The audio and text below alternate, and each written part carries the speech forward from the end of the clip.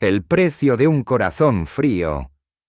Por Dios, Camilo, suéltalo. ¡Lo vas a matar!, gritó Clara entre lágrimas, con la voz rasgada por el viento y la desesperación. Pero Camilo no escuchaba. Tenía el rostro endurecido, la mandíbula trabada y los ojos encendidos de una furia vieja, cocida a fuego lento por años de silencios y miradas frías. Bajo sus botas, Marcos se revolvía en el lodo, con la camisa empapada y la dignidad hecha trizas, mientras los perros ladraban como si entendieran que algo irreversible acababa de romperse. Todo comenzó 3 veranos atrás, en la quebrada del Guayacán, donde los pastos eran altos y verdes como Esperanza joven. Camilo era el mayoral de la finca La Esperanza, la más próspera de la región. Hombre de pocas palabras, de mirada seca y manos callosas, tenía la costumbre de mirar a los demás como si midiera su utilidad, no su humanidad. En ese entonces, Clara, una joven sencilla, de voz dulce y carácter firme, había llegado al pueblo para cuidar a su abuela enferma. No tenía tierras ni herencias, solo el coraje limpio y la sonrisa de quien no teme a la verdad. Camilo se fijó en ella, claro que sí, pero no dijo nada. Nunca decía nada. Solo la miraba, desde lejos, con el mismo frío con que se observa un potro que aún no se doma. Marcos, en cambio, sí hablaba. No tenía campo, pero tenía historias, tenía alegría, tenía ese calor que atrae como el sol de la mañana en invierno. Se volvió amigo de Clara primero, luego confidente, y al final, inevitablemente, algo más. La gente del pueblo lo sabía, y eso le bastó a Camilo para cerrar aún más su rostro y su alma. «Ese muchacho no tiene nada», decía Camilo, al peón de confianza. «Vive de palabras, no de trabajo». Pero lo que más le dolía, aunque jamás lo admitiera, era ver cómo Clara reía con Marcos, esa risa que él nunca había sabido provocar. Pasaron los meses. Camilo comenzó a negarle trabajos a Marcos. Le quitaba los encargos pequeños, los jornales, incluso habló mal de él con los dueños de otras fincas. Todo con una calma casi quirúrgica, sin gritos, sin amenazas, solo con decisiones frías, como quien tala un árbol sin remordimiento. Marcos al principio no entendía por qué todo le salía mal, hasta que una noche, después de una reunión del pueblo, Clara lo encaró. «Fue Camilo», le dijo. «Él mueve los hilos desde la sombra. No quiere verte cerca. De mí. De nada». Marcos quiso enfrentarlo entonces, pero Clara lo detuvo. «No le des el gusto. El que guarda rencor ya perdió. Pero hay límites para la paciencia, incluso en los hombres buenos». Y fue en aquel amanecer en que encontraron muerto a don Julián, el viejo dueño de la finca, que todo cambió. No fue un crimen, fue el corazón. Así dijeron. Camilo, que llevaba años trabajando para él, asumió la administración casi sin oposición. Era lo justo, decía la gente. Camilo siempre ha llevado la finca como si fuera suya. Y así lo hizo, pero con más rigor que antes. Donde antes había orden, ahora había control. Donde había respeto, ahora había temor. Algunos peones se fueron, otros agacharon la cabeza. Clara ya no venía al pueblo. Se decía que cuidaba a su abuela, pero la verdad era otra. Una tarde Marcos llegó hasta la finca. Caminó los 6 kilómetros a pie, con la ropa limpia, el sombrero en mano y la voz firme. «Vengo a hablar con Camilo, como hombres». Lo dejaron pasar. Camilo lo recibió en la galería, sentado con los pies sobre la baranda y el gesto de quien ya sabe que no va a ceder. «No tienes nada que buscar aquí», le dijo, sin mirarlo. «Clara no es parte de tu finca», respondió Marcos. Y fue entonces que las palabras se acabaron. Lo que siguió fue una lucha torpe, sin técnica, sin honor, solo rabia acumulada. Camilo cayó sobre él como quien descarga años de frustración. Lo arrastró por el patio. Le gritó cosas que ni él sabía que tenía adentro. Y Clara llegó justo a tiempo para ver lo peor, para ver a Camilo convertido en lo que tanto odiaba. Un hombre que confundió el respeto con miedo, el amor con posesión y la justicia con venganza.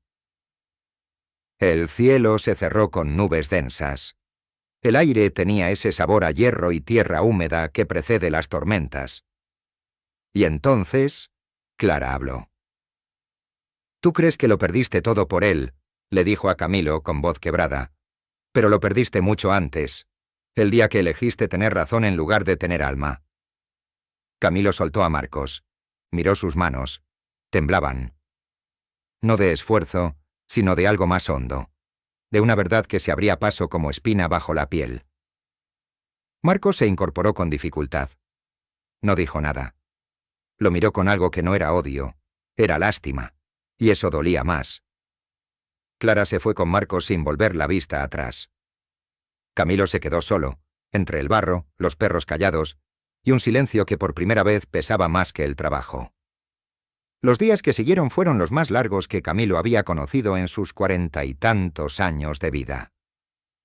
La finca La Esperanza, que antes latía con el ritmo de jornales y mugidos, se fue apagando de a poco, como lámparas sin queroseno. Algunos peones no volvieron después del incidente, otros, aunque se quedaban, ya no lo saludaban con respeto, sino con un asentir forzado y breve, como quien evita tocar una puerta maldita.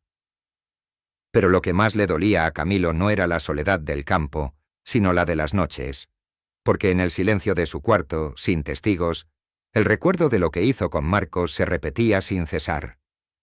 Cada golpe, cada palabra, cada gesto. Y la mirada de Clara, esa mezcla de decepción y compasión que lo atravesó más que cualquier cuchillo. Un atardecer, mientras recorría los linderos a caballo, divisó a lo lejos una figura bajo el árbol de ceibo donde solía sentarse don Julián. Era don Rogelio, el más viejo de los peones, que hacía meses había dejado de hablarle, aunque nunca lo enfrentó. Camilo desmontó. —¿Qué hace aquí tan tarde, don Rogelio? El anciano lo miró.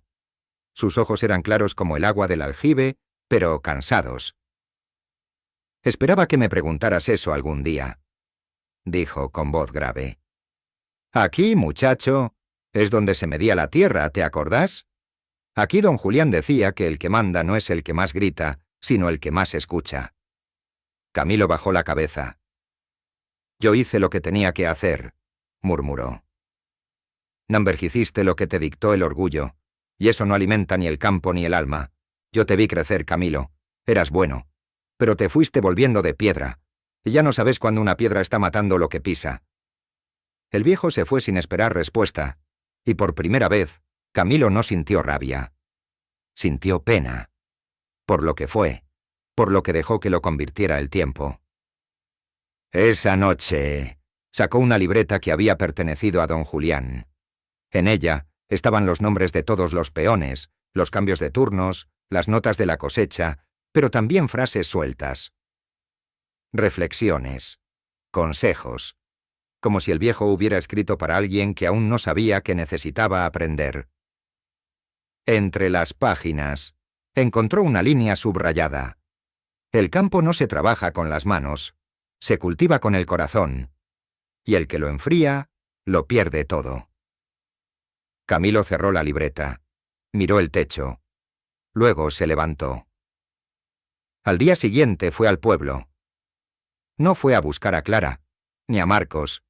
Fue a la casa del nuevo patrón de la finca vecina. Le ofreció vender parte del terreno que don Julián le había dejado en testamento. Con ese dinero, mandó a reconstruir la escuela rural que llevaba años cerrada. Buscó a los peones que se habían ido, uno por uno. Les ofreció volver, pero esta vez, como socios. Ya no serían manos anónimas, serían parte del corazón de La Esperanza. Muchos lo miraron con desconfianza. Algunos se negaron, pero otros aceptaron. Poco a poco, el campo volvió a latir. Un día, al terminar la jornada, Camilo vio a lo lejos a Clara. Venía montada, sola, con la frente alta. Él no se movió. La dejó acercarse. —¿Por qué volviste? —le preguntó. —Porque mi abuela murió, y porque me dijeron que estabas cambiando las cosas, que la tierra volvía a oler a esperanza, como antes. Camilo bajó la mirada. —No vine a darte las gracias —continuó Clara—, pero tampoco a escupirte reproches. Solo vine a decirte que el perdón no se mendiga, se siembra, como todo en este lugar. Ella volvió las riendas, pero antes de irse, dijo: —Y a veces, Camilo, también florece. Lo vio partir entre la bruma del anochecer, mientras los grillos cantaban. Meses después, Clara y Marcos abrieron una cooperativa con otros jóvenes campesinos. Camilo no participó directamente, pero fue uno de los primeros en donar ganado. Sin nombre. Sin aplauso. Sin orgullo. Desde entonces, cada vez que alguien nuevo llega al pueblo, siempre hay alguien que cuenta esta historia, la del hombre que lo tenía todo y lo perdió por el frío de su alma. Pero que aprendió, aunque tardé, que un corazón seco no da fruto, y que la tierra solo responde al que se le entrega con humildad. Si quieres ver más contenido como este, suscríbete y activa la campanita de notificaciones. No te pierdas el próximo video.